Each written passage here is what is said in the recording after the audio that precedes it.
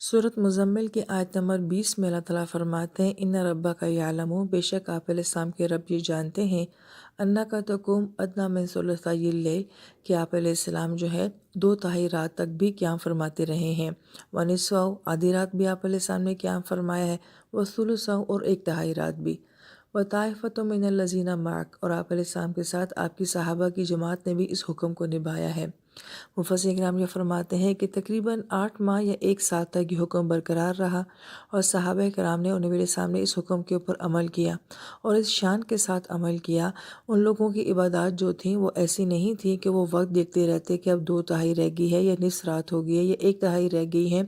सहाबा किराम इस खौफ से कि जो वक्त अल्लाह ताला ने बताया है कहीं उसमें कोई कमी बेशी ना हो जाए, नबी अलैहि सलाम और सहाबा किराम बाज़-औक़ात पूरी पूरी रात भी क़याम फरमाया करते थे। और ये इबादत ज़ाहिरी बात है आसान नहीं थी, मुश्किल थी, तो भी अल्लाह पाक की तरफ से आसानी का हुक्म आता है और इस नमाज की फ़र्ज़ियत जो है वो मनसूख़ कर दी जाती है। अब ये नासिख़ और मनसूख़ की क्या हैसियत है, इसको तफ़सील से सूरह बकरा में बयान किया गया है। लेकिन ये अल्लाह पाक की हिकमत का एक अमल है कि अल्लाह पाक किसी बात का हुक्म देते हैं, फिर अल्लाह पाक ख़ुद अपनी शान हिकमत से जो है उसकी जगह कोई दूसरा हुक्म ले आते हैं, जो कि ऐन अल्लाह पाक की हिकमत का मामला है। फिर 1 साल के बाद ये नमाज जो है आम उम्मत के हक़ में तो सुन्नत या नफ़ल रहेगी, मगर नबी अलैहिस्सलाम जो है वो सारी ज़िंदगी जो है इस नमाज के ऊपर बाकायदगी के साथ अमल करते रहे। बाज़ अहले इल्म ये फरमाते हैं कि आम उम्मत के हक़ में तो इसकी फ़र्ज़ियत मनसूख़ हो गई थी, लेकिन नबी अलैहिस्सलाम के लिए तहज्जुद की नमाज सारी ज़िंदगी फ़र्ज़ ही रही। लिहाजा ये दोनों अक़वाल जो हैं वो पाए जाते हैं। फिर आयत मुबारका में आता है, वल्लाहु युक़द्दिरुल लैला वन नहार, कि दिन और रात का अंदाज़ा तो सिर्फ़ अल्लाह पाक की ज़ात ही कर सकती है। युक़द्दिर का लफ्ज़ जिसको हम उर्दू ज़बान में तकदीर कहते हैं, और तकदीर का लफ्ज़ बाब तफ़ईल से आता है, जिसका मतलब होता है किसी चीज़ की मुअय्यन मिक़दार मुकर्रर कर देना या किसी चीज़ की सही कैफ़ियत को बेहतरीन अंदाज़ में जानना। ज़ाहिर बात है ये शान सिर्फ़ अल्लाह ताला की है कि अल्लाह ताला ही किसी चीज़ के फ़िगर को जो है वो एक्यूरेट अंदाज़ में जान सकते हैं, और उसकी असल कैफ़ियत क्या है ये भी अल्लाह पाक ही जानते हैं। इसलिए मुफ़स्सिर किराम जो फरमाते हैं कि हर चीज़ की एक ख़ारजी तकदीर होती है। मसलन सर्दियाँ आती हैं, गर्मियाँ चली जाती हैं, सर्दियों में रातें लंबी होती हैं, गर्मियों में दिन लंबे होते हैं, लिहाजा ये एक ख़ारजी तकदीर या अंदाज़ा है। और इसी तरह से हर चीज़ की एक बातिनी तकदीर होती है। मसलन रात अल्लाह ताला ने क्यों बनाई, सुकून के लिए, राहत के लिए, इबादत के लिए, ये उसकी बातिनी तकदीर है, और दिन को अल्लाह पाक ने माश के लिए और दुनिया को जानने के लिए बनाया, ये भी उसकी एक बातिनी तकदीर है। फिर उसके बाद अल्लाह पाक आयत मुबारका में ये फरमाते हैं, अलीमा, अल्लाह पाक ये जान चुके हैं, अल्लन तुहसूहु, कि तुम इसको शुमार नहीं कर सकोगे। यहाँ पे तुहसू का लफ्ज़ जो है वो एहसास से है, और एहसास का मतलब होता है किसी चीज़ का गिनना या शुमार करना। तो गोया कि अल्लाह पाक ये फरमाते हैं कि तुम जो है वो रात की मिक़दार को सही तरीके से शुमार नहीं कर सकोगे। फ़ताबा अलैकुम, तो अल्लाह पाक ने तुम्हारे लिए आसानी का मामला फरमाया है। फ़क़रा मा तयस्सरा मिनल कुरान, लिहाजा तुम्हें जो आसान हो, जो मुयस्सर हो, कुरान से तुम उसकी तिलावत कर लिया करो। मुफस्सिर किराम ये फरमाते हैं कि इस आयत मुबारका में तयस्सर का लफ्ज़ जो लाया गया है, दरअसल में ये अल्लाह पाक की तरफ से एक ऑप्शन दी गई है।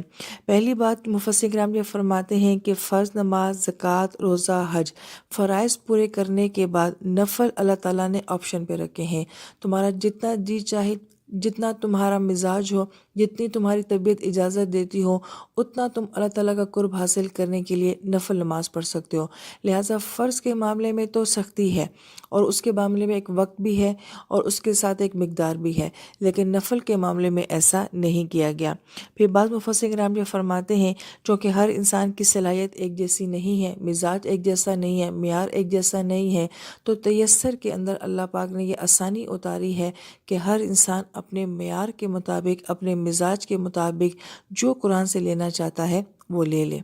अलीमा अन सयकूनु मिनकुम मर्ज़ा, फिर अल्लाह पाक फरमाते हैं हम ये जानते हैं कि अनकरीब तुम्हारे अंदर मरीज़ भी होंगे, व आखरून यज़रिबून फ़िल अर्ज़, और कुछ ऐसे होंगे जो ज़मीन में चलते फिरते होंगे, यब्तगून मिन फ़ज़लिल्लाह, और अल्लाह ताला का फ़ज़ल तलाश करते होंगे।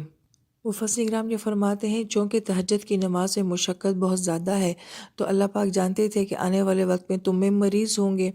अब इसकी हकीकत तो अल्लाह पाक की ज़ात ही जानती है, मगर आने वाले वक्त से मुराद ये था कि इंसान जो है वो जिस्मानी लिहाज से बहुत कमज़ोर हो जाएगा, بیماریوں کا شکار ہو جائے گا، یا پھر یہ کہ انسان کے اندر اتنی صلاحیت نہیں ہوگی، وہ روحانی اتنا بیمار ہو جائے گا کہ اس کے لیے فرائض پر عمل کرنا مشکل ہو جائے گا، جا کے وہ راتوں کو اٹھ کے نمازیں پڑھے۔ اس لیے اللہ تعالیٰ نے اس کی فرضیت کو منسوخ فرما دیا۔ اور اگر آج ہم اپنے آپ کو دیکھتے ہیں تو ہم لوگ شدید طور پہ جسمانی لحاظ سے بھی بیمار ہیں، روحانی لحاظ سے بھی بیمار ہیں۔ تو یہ ہمارے لیے اللہ پاک نے ایک آسانی کا معاملہ فرمایا۔ پھر آیت مبارکہ میں آ رہا ہے کہ یبتغون من فضل اللہ، اس فضل سے کیا مراد ہے؟ رزق حلال کی تلاش کو یہاں پہ ہے فضل اللہ کہا گیا ہے، یعنی کہ ایک انسان اگر صرف اپنی روزی کمانے کے لیے حلال ذرائع اختیار کرتا ہے تو وہ اللہ کا فضل ہی بنتا ہے۔ حضرت عمر تعالیٰ عنہ فرماتے تھے، میری یہ تمنا ہے کہ یا تو میں گھوڑے پہ سوار ہوں اور اللہ تعالیٰ کی راہ میں اپنی جان دے دوں، یعنی کہ شہید ہو جاؤں، یا پھر یہ ہے کہ میں اللہ تعالیٰ کا فضل تلاش کرتے ہوئے ختم ہو جاؤں۔ اور پھر آپ نے جو ہے اس آیت مبارکہ کی تلاوت فرمائی تھی، یعنی کہ دو مین کاموں کا ذکر کیا گیا، ایک جہاد فی سبیل اللہ کا اور ایک رزق حلال کمانے کا۔ اور آیت مبارکہ میں بھی دیکھیں یبتغون من فضل اللہ کے بعد جو ہے یقاتلون فی سبیل اللہ آتا ہے۔ رزق حلال کمانے کو اور اللہ تعالیٰ کی راہ میں جہاد کرنے کو ایک جگہ پہ اکٹھا کیا گیا ہے، جبکہ ہماری سوچوں میں یہ ہوتا ہے کہ جہاد جس لیول کا کام ہے، رزق حلال کمانا اس لیول کا نہیں ہے، لیکن دراصل میں رزق حلال کمانے والا بھی اپنی زندگی کا ایک بہت بڑا جہاد کر رہا ہوتا ہے۔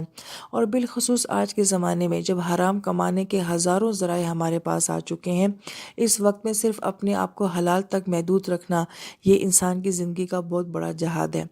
حدیث پاکہ مفہوم ہے کہ رزق حلال کو تلاش کرنے والا عبادت گزار ہوتا ہے۔ اگر ایک انسان فرائض پورے کرنے کے بعد صبح سے لے کے شام تک صرف رزق حلال کما رہا ہے تو وہ سارا دن اللہ تعالیٰ کی عبادت میں گزار رہا ہے۔ پھر نبی علیہ السلام یہ فرماتے ہیں کہ ایک تاجر ایک شہر سے سامان لے کر دوسرے شہر میں سامان بیچنے کے لیے جاتا ہے تو عین بھاؤ کے مطابق بیچتا ہے، جس کو ہم آج کی زبان میں کہتے ہیں کہ یہ فکس ریٹ جو مقرر کیے ہوئے ہوتے ہیں، اسی ریٹ کے اوپر اگر وہ سیل کرتا ہے تو اس کا حشر جو ہے وہ شہید کے ساتھ ہوگا۔ تو گویا کہ ایک چیز کو اس کے ریٹ کے اوپر سیل کر دینا بھی جو ہے وہ اتنا بڑا مقام انسان کو دلا دیتا ہے۔ ہمارے اکابرین کی یہ مثال ہوتی تھی کہ ایک جگہ سے گندم بیچنے کے لیے دوسری جگہ میں بھیجا اور اپنے غلام کو یہ تاکید کر کے بھیجی کہ اس دن کے ریٹ کے مطابق ہی وہاں پہ وہ چیز بیچ دینا۔ غلام دوسرے شہر میں جاتا ہے تو دیکھتا ہے کہ یہاں پہ تو شارٹیج ہے، لہٰذا وہ اس کو ذخیرہ کر لیتا ہے اور اس کا ڈبل ریٹ کر کے اس چیز کو بیچتا ہے۔ جب مالک کو اس بات کا پتہ چلتا ہے تو وہ سارا مال جو کہ اس کا اصل ہوتا ہے اور جو اس سے کمایا ہوا پروفٹ ہوتا ہے وہ سب صدقہ کر دیتا ہے، اور پھر مالک یہ بات کہتے ہیں کہ میں اس سارے مال کے خرچ کرنے سے صرف یہ اللہ سے امید کرتا ہوں کہ ہمیں ذخیرہ کرنے کا گناہ معاف ہو جائے، میں کسی صدقے کا ثواب اس عمل سے نہیں مانگتا۔ تو گویا کہ اس حد تک ان لوگوں کے اندر تقویٰ تھا۔ امام بخاری رحمہ اللہ کے والد وہ فرماتے ہیں کہ وہ کروڑ پتی اپنے دور کے انسان تھے، لیکن وہ ایک دینار کے بارے میں یہ دعویٰ کرتے تھے کہ میرے مال میں ایک دینار بھی شبے والا نہیں ہے۔ حلال حرام کی بات نہیں ہو رہی کہ میرا ایک دینار بھی جو ہے وہ شبے والا نہیں ہے۔ تبھی ان لوگوں کی اولادیں جو ہیں وہ امام بخاری رحمہ اللہ تعالیٰ جیسی ہوا کرتی تھیں۔ بعض اہل علم نے بہت اہم نقطہ یہاں پہ یہ بیان فرمایا ہے کہ آیت مبارکہ میں صرف رزق حلال کمانے کی فضیلت بیان کی جا رہی ہے۔ ایک طرف تہجد جیسی اعلیٰ عبادت کا ذکر ہو رہا ہے اور دوسری طرف رزق حلال کمانے کا۔ ان دونوں کا بھی آپس میں ربط ہے کہ جو راتوں میں اللہ تعالیٰ کے سامنے خوف کے ساتھ کھڑے ہوتے ہیں وہ دن کے وقت کبھی حرام کمانے والے نہیں ہو سکتے ہیں۔ تو ایک اچھی عبادت جو ہوتی ہے وہ انسان کے اندر ایک اچھا عمل پیدا کرتی ہے، یہ ان دونوں کا ربط ہے۔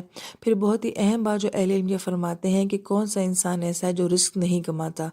لہٰذا ڈاکٹر، وکیل، تاجر، ایک ٹیچر، یہ سب رزق حلال کما رہے ہیں۔ سوال یہ پیدا ہوتا ہے کیا یہ سب رزق حلال کما رہے ہیں؟ یہ اپنے پیشوں کے ساتھ ایماندار ہیں؟ اور یہ جو وقت بھی اپنی نوکری کو دیکھتے ہیں کیا یہ پوری ایمانداری کے ساتھ دیتے ہیں؟